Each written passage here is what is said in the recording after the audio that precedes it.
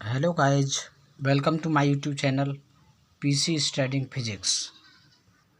आज हम चैप्टर 11 के न्यूमेरिकल कराने जा रहे हैं, जिसमें सबसे पहले कर लेते हैं हम ऑप्शनल क्वेश्चन।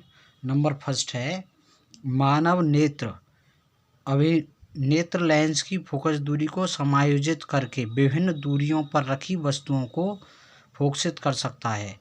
ऐसा हो पाने का कारण है, तो इसमें से समंजन क्षमता कारण है हमारा समंजन क्षमता, तो इसका बी ऑप्शन करेक्ट है। नेक्स्ट क्वेश्चन है, मानव नेत्र जिस भाव पर किसी वस्तु का प्रतिबिंब बनाते हैं वह है, तो इसमें से हमारा दृष्टिपटल होगा, अर्थात डी ऑप्शन इसका करेक्ट है। थर्ड क्वेश्चन है, सामान्य दृष्टि के वयस्क के लिए सुस्पष्ट दर्शन की अल्पतम दूरी होती है लगभग 25 सेंटीमीटर, तो इसका सी ऑप्शन करेक्ट है। नेक्स्ट क्वेश्चन है, अभिनेत्र लेंस की फोकस दूरी में परिवर्तन किया जाता है पक्षाघी द्वारा, इसका सी ऑप्शन करेक्ट है। नेक्स्ट क्वेश्चन है, किसी व्यक्ति को अपनी दूर की दृष्टि को संशोधित करने के लिए -5.5 डायोप्टर क्षमता के लेंस की आवश्यकता है। अपनी निकट की दृष्टि को संशोधित करने के लिए उसे +1.5 डायोप्टर क्षमता के लेंस की आवश्यकता है। संशोधित करने के लिए आवश्यक लेंस की फोकस दूरी क्या होगी? नंबर 1 दे रखा है दूर दृष्टि के लिए, नंबर सेकंड है निकट दृष्टि के लिए। तो इसे सॉल्व कर लेते हैं। सबसे पहले इसका फर्स्ट करते हैं, दूर दृष्टि के लिए लेंस फॉर्मूला होता है इसका F = 1/P, यानी लेंस की क्षमता का सूत्र होता है P = 1/F। F इक्वल निकालेंगे तो 1/P हो जाएगा। P का वैल्यू दे रखा है हमारा 1/5 -5.5। F इक्वल करेंगे, पॉइंट नीचे से हटाएं तो ऊपर 10 हो जाएगा, अर्थात 10/-55। इसको सॉल्व करें तो F इक्वल -0.182 मीटर, तो इसका यही आंसर होगा।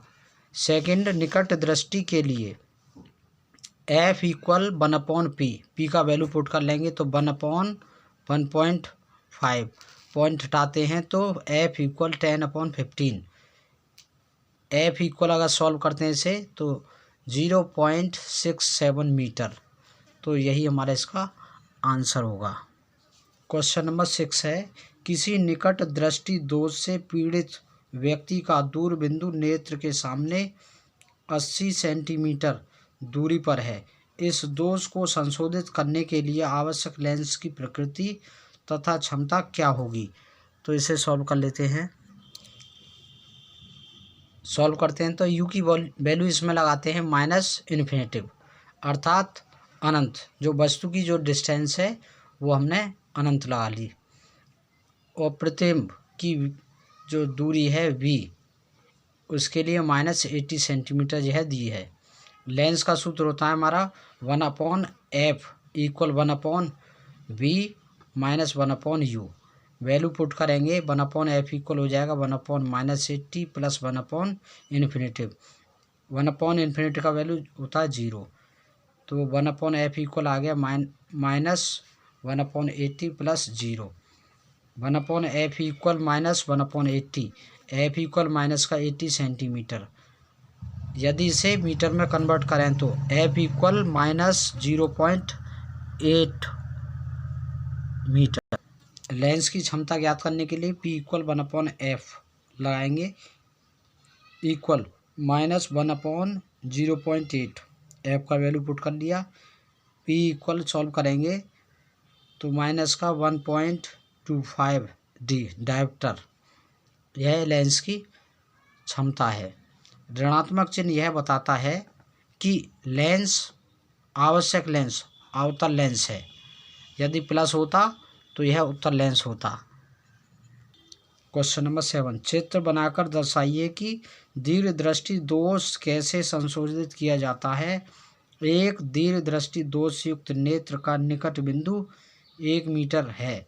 इस दोष को संशोधित करने के लिए आवश्यक लेंस की क्षमता क्या होगी।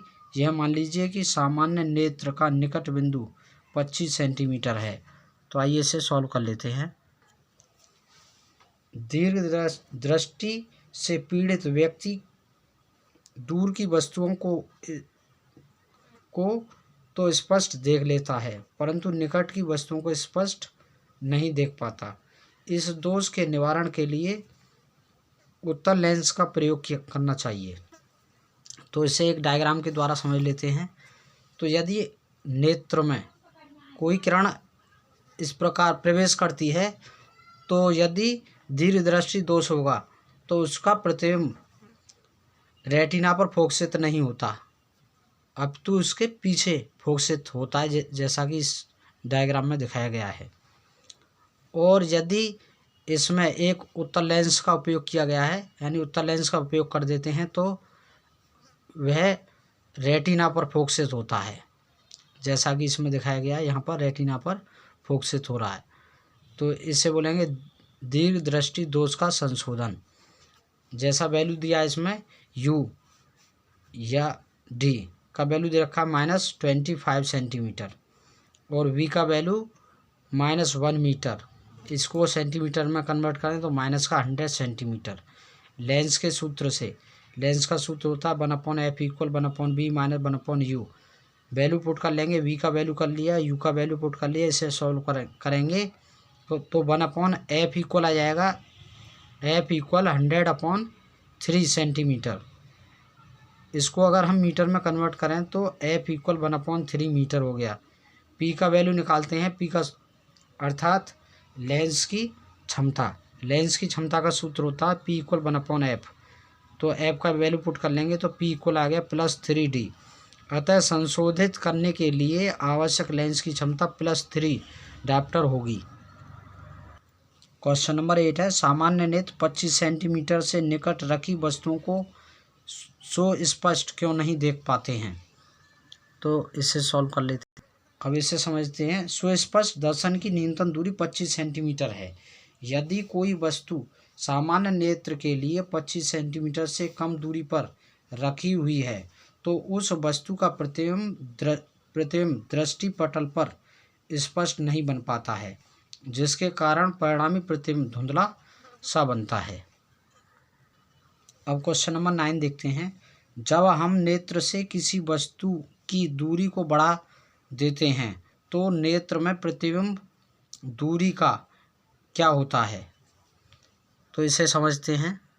इसका आंसर होगा प्रतिबिंब दूरी समान रहती है, क्योंकि वस्तु की दूरी अधिक होने पर अभिनेत्र लेंस की फोकस दूरी सिलियरी मांसपेशियों द्वारा इस प्रकार समायोजित कर दी जाती हैं ताकि प्रतिबिंब दृष्टि पटल पर ही बने। क्वेश्चन नंबर 10 है, तारे क्यों टिमटिमाते हैं। तो यह हमने थ्योरी में भी देख लिया है, इसे पुनः देख लेते हैं। वायुमंडलीय अपवर्तन के कारण तारे टिमटिमाते हुए प्रतीत होते हैं। वायुमंडल का अपवर्तनांक लगातार बदलता रहता है, जिससे तारे का प्रकाश पृथ्वी पर पहुंचने तक अपरिवर्तित होता रहता है, जिससे आँखों में प्रवेश करने वाले तारों के प्रकाश की मात्रा झिलमिलाती रहती है, जिसके कारण कोई तारा कभी चमकीला दिखाई देता है तो कभी धुंधला दिखाई देता है। क्वेश्चन नंबर 11 है, व्याख्या कीजिए कि ग्रह क्यों नहीं टिमटिमाते हैं। तो इसे समझ लेते हैं। ग्रह तारों की अपेक्षा पृथ्वी के निकट हैं और ये प्रकाश के विस्तृत स्रोत की भांति माने जाते हैं। अगर हम ग्रह को बिंदु आकार के अनेक प्रकाश स्रोतों का संग्रह मान लें, तो सभी बिंदु आकार के प्रकाश स्रोतों से हमारी आँखों में आने वाले प्रकाश की मात्रा में कुल परिवर्तन का औसत 0 होगा, जिसके कारण ग्रहों के टिमटिमाने का प्रभाव लगभग 0 हो जाता है। क्वेश्चन नंबर 12 है, सूर्योदय के समय सूर्य रक्ताभ क्यों प्रतीत होता है? तो इसे समझ लेते हैं। यह क्वेश्चन भी हमने थ्योरी पोर्शन में पढ़ लिया है, तो इसे पुनः समझ लेते हैं। सूर्योदय या सूर्यास्त के समय सूर्य पृथ्वी से अधिक दूरी पर होता है, अतः सूर्य की किरणों को पृथ्वी तक पहुंचने में अधिक दूरी तय करनी पड़ती है। अब चूंकि लाल रंग के प्रकाश का प्रकीर्णन सबसे कम होता है, उत्तरोत्तर प्रकीर्णन के कारण प्रेक्षक तक पहुँचते पहुँचते लगभग अन्य सभी रंग समाप्त हो जाते हैं, केवल लाल रंग ही बचता है, अतः सूर्य लाल रंग का प्रतीत होता है। क्वेश्चन नंबर लास्ट है 13। किसी अंतरिक्ष यात्री को आकाश नीले रंग की अपेक्षा काला क्यों प्रतीत होता है?